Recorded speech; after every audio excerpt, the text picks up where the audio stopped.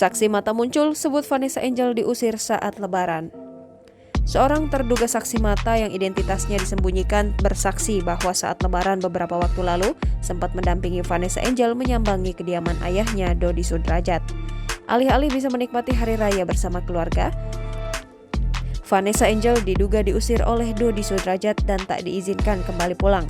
Kabar tersebut pertama kali dibeberkan oleh sahabat Vanessa Angel, Marissa Ica, yang mengunggah sebuah tangkapan layar percakapan melalui media sosialnya.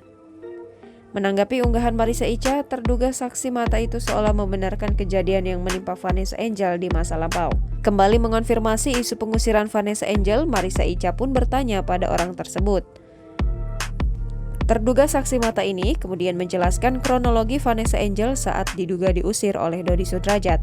Mendengar pernyataan sang rekan, Ica pun tak habis pikir hingga mencoba mengingatkan kembali ayah Vanessa Angel. Jangan lupa subscribe, share, komen, dan like ya!